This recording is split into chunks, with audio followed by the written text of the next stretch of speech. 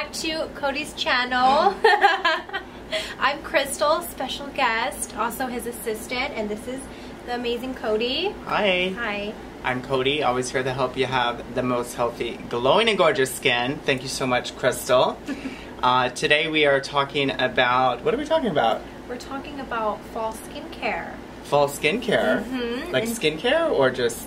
Skincare, tips, tricks, just, advice on common things that people deal with during those months. It's cooler, so yeah. Yeah. This is definitely a new season. Mm-hmm. I can't believe it's fall already. So crazy. Anyway, if you guys love this info, please subscribe.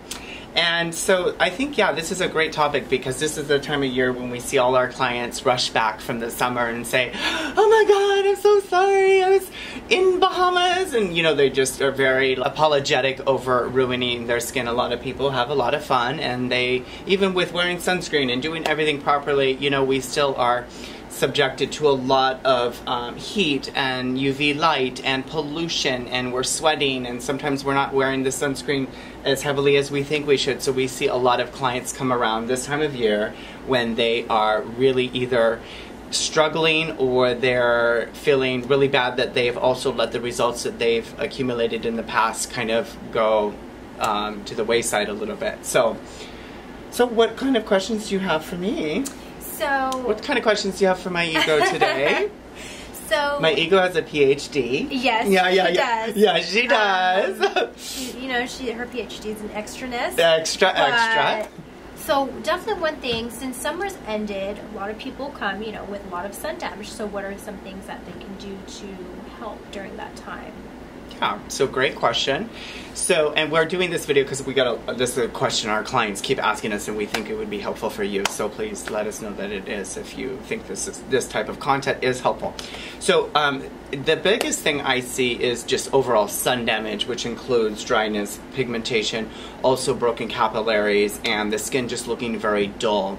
And the dullness can occur from just all of those things, but also wearing a lot more sunscreen can make the skin kind of, congested and dull and not exfoliate, not turning over the cells quick enough. So I think one of the best things to do, fall is an incredible time to treat your skin.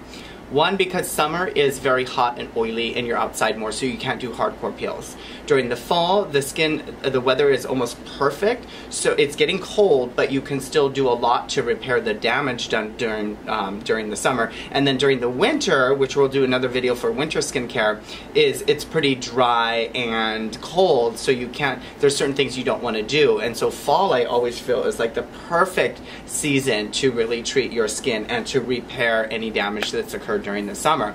And you can get away with doing a little bit more if you manipulate the skin with your skincare so that you get a beautiful result. But even though if it's cold, you're still able to kind of combat that coldness or that dehydration or dryness that occurs through the weather being a little bit more cold, of course, depending on where you live. Like we were just in Miami, so it's never really cold there. Right. But even here, it's getting cold at night. So I think the first thing that you can do and may want to really seriously consider is that you need to step up your vitamin C. So either that means that you step up the percentage now to a 20%. Like everybody I know is on 20%, but really there's a time and a place for all these percentages, and there's different skin types that should be using these percentages. Like not everybody should be using a 20 in my experience. So, but this is the time now maybe you could step it up to a 20, or if you're at a 10, you could step it up to a 15. And then if you don't have the money to purchase a 20, but you have whatever you have, which is fine. I understand a lot of people, are just trying to do the best they can with their budget, which is important. So then you would use twice as much of that vitamin C. So you would use, if you normally use 5-6 drops, now you're going to use 12 drops to really soak into your skin so that it's getting just a little bit more antioxidants, it's getting a little bit more brightness, and it's also getting a little bit more exfoliation with the formulation. Of course, it depends on the formulation of the vitamin C, but typically like ascorbic acid, those are more acidic and they exfoliate a little bit more, whereas like sodium ascorbyl phosphate is more a fatty chain molecule of vitamin C that penetrates the skin deeper. That's more hydrating. So then, I remember we've talked about with acne, sometimes using something over 12% can be too much for their skin. What would you suggest then, since you want to step it up with a vitamin C? So then you would just either do the 10 or the 5, but here's the thing I do that's really kind of cool, and I do this during the fall, but I do this all year long too. I give my skin what it needs most to repair it, like on my day off. I'll do vitamin C 3-4 times, or I'll do a moisture mask 3-4 times. Or if it's looking like really I need to flood it with a lot of retinol, I'll do retinol like 3 times. Okay. So you would use more frequently in a day or throughout the day instead of you going up in a percentage.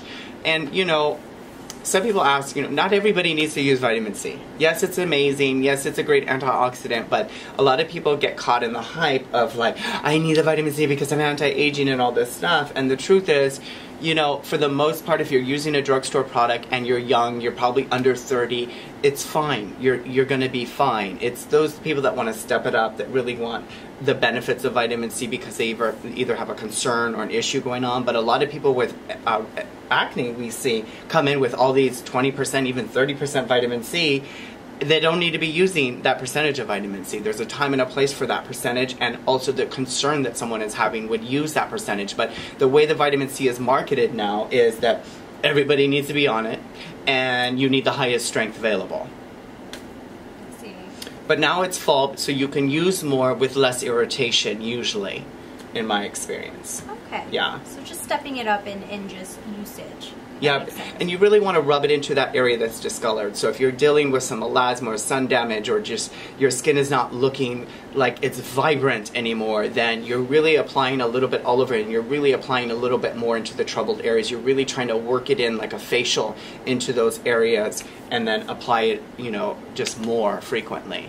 So then with sunscreen, would you do the same thing as how you apply in the summer? Great question. Ooh, I love you. So, you know, of course I might get some heat for this, okay? But here's the thing. You want to check your UV index where you live, okay? And it's on the app on most phones, because you should be wearing sunscreen every day regardless, whether it's in your moisturizer or if you're dealing with melasma or serious skin issues, yes. But I'm also kind of like the person that's realistic about this. And sometimes you need a little bit of sun, even though I don't really get sun on my face.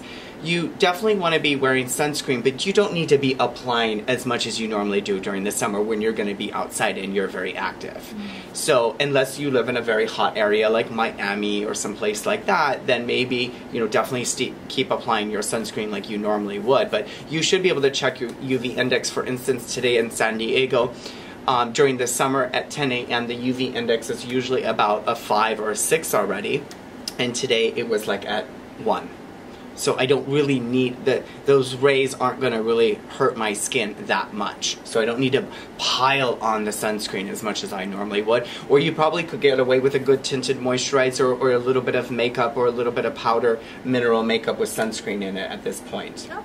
Or your moisturizer with sunscreen. You don't necessarily need to apply a lot of sunscreen. But do be careful, because when, like, I lived in Seattle, it was very overcast and there was almost no sun, and that's when I would get the most burn. But the UV index was also kind of low most of the time when it was like winter. I see. Yeah. So it just depends where you live. Where you live, yeah. The climate. And then my next question is that, so, you know, it's getting cooler, people are feeling a little bit more drier. What are things or products they can use to help just kind of boost that hydration?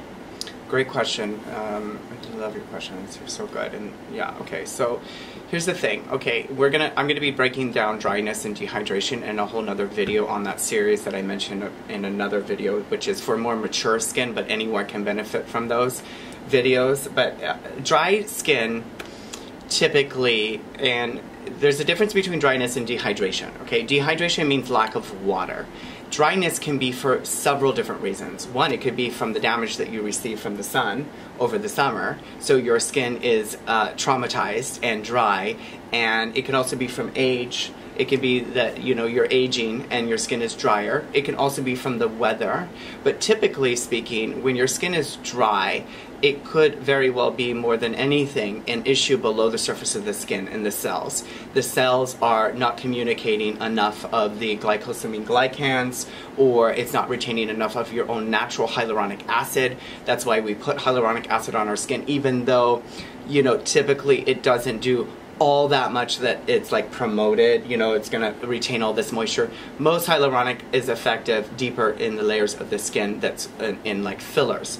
So if you're dry because you're dry from weather and it's colder, then what you can do is use more viscous, oily based type of serums to lock the oil in that serum. That thickness of that serum will lock some of that water in so you don't get transepidermal water loss. So that's a technique.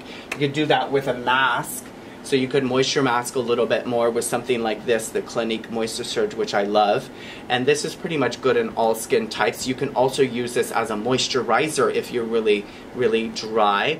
But the thing is that you don't want to become dependent on moisturizers or masks as your way. You want your skin is smart and intelligent, so it should be able to retain that hydration. The issue is it's not retaining it. So if it's retaining it, for instance, from over exfoliating, right, the water's just escaping because you're traumatizing exfoliating too much, then you can moisturize mask all day long you want, but you're still going to be dry when you wash your face. So the trick really is to figure out, which I'll be talking about in that other video, of the cause of the dryness. And typically speaking, the cause of dryness could be from the climate or the environment, but it's more than what I see always. It's a deeper issue going on in the layers of the skin. The cells are not healthy, the cells and the DNA are damaged. Let's see. And then I guess, are there different techniques or ways you can hydrate too to just kind of boost that up? Absolutely. So if you are so good, you're hired, girl. See why I keep her around? She makes me look smart. I'm not that smart. It's just the light. Okay. Yes, great question. So what you can do if you're dealing, it's fall, you're drier, is you can do a gel-based moisturizer first, something like this, which is a hyaluronic acid kind of gel here. And this has a high and low molecular weight. I get this from a lab that has engineered this hyaluronic acid to penetrate supposedly a little deeper into the skin.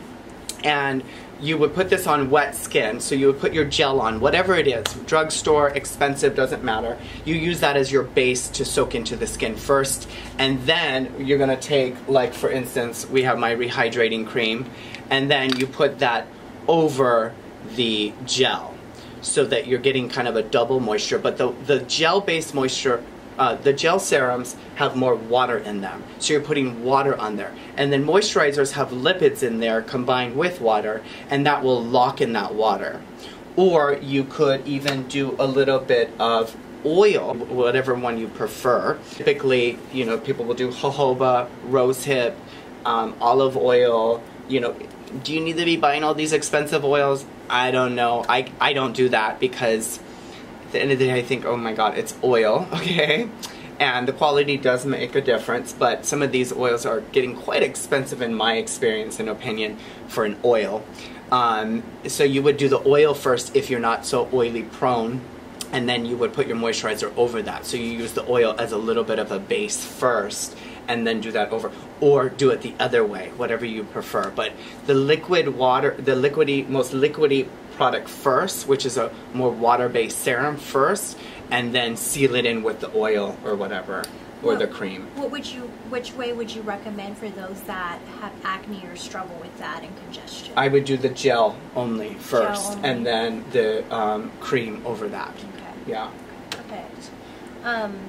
And I feel like this last question, so I feel like exfoliating is a huge deal, and that not enough people seem to do it in their skincare, which seems to also kind of add on to other concerns like the congestion and stuff. So how would you exfoliate in the fall? So during the fall, so there's either the person that doesn't exfoliate enough, or the person that's over exfoliating. That's me. Yeah, in my experience, there's a lot of people that over exfoliate, and then they get their skin all sensitized, and they scrub it, and they use the Clarsonic, and they use the 10% glycolic, and then the 30% vitamin C, and those are all exfoliants, okay? When we say you should exfoliate more, we don't mean that you need 8 products to exfoliate more. I mean that you could use one really good exfoliant, and you would use that either every day or every other day. So typically you could, if you're dealing with dryness where your skin is flaking, sometimes that's nice to scrub that off a little bit, even though I'm not a big fan of scrubs. If you have a gentle scrub, go for it. Just lightly take that off. Or if you have the Clarisonic, just lightly smooth it off of this, you know, put it onto the skin. Or use a washcloth, girl. I think they're like $1. You know, remember washcloths? Now we got terry cloths. Yes, they're nice, but like a good washcloth of good cotton also works with some oil on there. So, you know, we all want to get bougie and extra and fancy, but like at the end of the day, it doesn't really make that much of a difference in my experience for the quality of skin to change. So I think if you're trying to exfoliate more to get rid of, you want to get rid of that sun damage, you should do that before the vitamin C and everything else I've mentioned, so that it'll actually penetrate the skin. Because especially kind of back up on the dryness, mostly the skin could be also dry because when you age, the keratinocyte goes up from the basal cell layer and kind of goes up, right? And when you age, that top layer, the stratum corneum, the cells become kind of larger and they break apart a little bit, and that's why it's dry and it's kind of flaky. So when you exfoliate, you get that layer off. Also, the skin gets a little thicker when you get older or you have a lot more sun damage. So the keratinocytes become kind of, they become uneven as unison when they form at the stratum corneum level, the topmost layer on the skin. So when you exfoliate that off, and that regenerates new skin cells, the cells will be a little bit tighter and hopefully not as large. And then in another video I'll teach you how to change that process, because that's the issue with aging, is that the cellular turnover becomes slower as we age. So what takes normally 30 days to get to the top layer now takes maybe 45. And that's why we look dull and dry. So you just have to kind of assist your skin in giving that cell turnover. Getting that cell turnover, yeah. So I would recommend that you would use maybe twice as much as your exfoliant that you normally use right now, just to test it. You want to play around and figure out kind of what works for you. Is there a certain type of exfoliation that you prefer for certain people? Or certain skin types or anything like that? Always chemical. Always chemical. Chemical is either BHA or basically AHA. Those are the two main ones, right? AHA is good for most skin types, but can be a little bit more irritating if your skin is very sensitive. BHA is kind of the wonder product. Actually, I have it here. This is a 2% formulation, but there's other brands out there that are really good also. This one is like super strong. This is an exfoliant that can be used on all skin types, but it also helps with oily skin. So if somebody is very dry, they may not necessarily resonate with something like this. But BHA will actually help you hydrate your skin a little bit more with regular use. And it will also control the oil production, and oil production can actually lead to aging.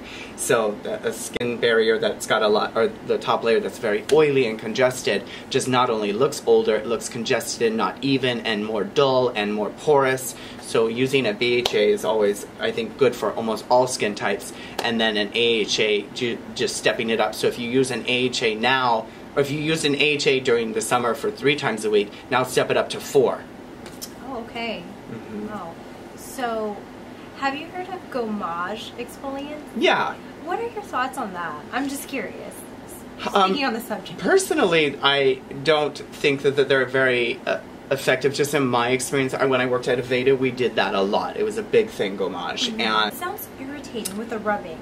You know, I mean, people think I'm really rough with my skin in my videos, and I do believe that you need to stimulate that skin, and you need the massage, and you need to move it up, just like when you get a massage. You know, people think you're being skin is skin, wherever it is, on the face or body. It's thicker on the palms and the heels, but skin is skin. Below the skin are muscles, right, and arteries and veins and the structure and the subcutaneous layer and the fat layer and all this stuff, right? It's skin everywhere. Yeah. And how you treat that skin really matters. So I think for exfoliation, if you like that type of feeling of moving that dry kind of mask off your face and that's your jam, I say go for it. Do it. Do whatever works and resonates with you. But it's not... For me, I would gommage people till they were dead, and I didn't really. Raw. Yeah, I didn't till the bone marrow, girl, and I didn't ever really see a dramatic result. But if you like the clay and then do it. Just like those little stone things people are doing now, and the jade rollers. Oh yeah. I've done that. I don't feel comfortable jade rolling someone's face and charging them $200. That's just me, but it's cool, it's nice, it's refreshing, it's definitely wonderful during an experience of the spa treatment. But I'll add it in just because of what we do. It helps with cooling and soothing, but I think that is beneficial off of that. But actually, I wanted to note on the Clarisonic. I understand why people do it, and I totally get it, but I don't want anyone to feel like they have to use that type of system to get a good cleanse. Your hands is just as good enough. So, you know, if you want to be extra, that's fine too, but you just have to be very careful when you use them, because I learned the hard way back then when I did have more acne. I'd have the Clarisonic and everything, and I would keep using it, and I didn't really clean it thoroughly by taking the brush head out, and one time I did, and you would see all this gunk that built up. So I'm like, holy crap, I'm putting it all back into my skin. So just know, if you are using Clarisonic, be responsible. Make sure you clean it before, after each use, whatever. Have it really dry, not in your bathroom where it's moist and dark, you know, where bacteria can grow, but you just want to be careful with things like that too. You know, everything, we were just talking about this at lunch, everything I share with you is coming from a place of making sure that you get the best results, and that you are also safe, and that you don't do what I do, because I'm the person, if one is good, 5 is better. And so that's what I'm really teaching, is all my mistakes. And we, in our school, had the Clarisonic brushes. I used them in my office before. I don't use them anymore. And some people use them correctly and love them, and I support that, and that's great. But most people don't. Most people, I think, are like me. Most people don't really know how to do what they're doing. Kind of abuse it. And most people think if 1 is good, 2 is better, and they hold it into their skin. But also it causes a lot of stimulation in the skin. That vibration and that rubbing and that friction is a lot of RPMs per second to be rubbing onto the skin. So be very careful with everything you do afterwards, because you just exfoliated and stimulated your skin in a way that causes more heat and inflammation that isn't always really good for your skin. And then you put your vitamin C, and then your benzoyl peroxide, and then your retin A, and then you derma roll, and then you do your apricot scrub. And I'm just like, if anything, I see people are using too many products, because this time of day, I've never seen anything like this in my career, right? I mean, even in the time you've been here, I've never seen this hardcore, obsessive, and addicted. It's like people are now proud to be addicted to using so many products. Yeah. And addiction is addiction, 12, girl. The 15 step. Yeah, it's a lot. It's a lot. Even honestly, I'm sorry, I love skincare. I love taking care of my skin, but if you're giving me more than like 6 steps to do, yeah, be cautious of that. It can hurt the skin. It can damage it way below the surface of the skin, and those issues of damage will come out later, and you'll think, I don't know why all of a sudden I've done this system for so long, I don't understand. Well, it's below the surface. It keeps building, right? It's like rust below the surface of the paint, and then one day you realize it's a huge spot. Yeah. So anyway, guys, I hope you enjoyed today's video. We hope that it helped. We were probably a little bit all over the place, but anyway, if you have any questions, feel free to ask them below this video. We're going to be doing more videos that pertain to about the seasons and different skin types, and then I'll be doing that series coming out that will talk about the 5 things that really occur for more mature skin, and the things that you can do which will benefit all people. So have a wonderful day, and if you love this info, please subscribe, and we will both see you soon in a new video.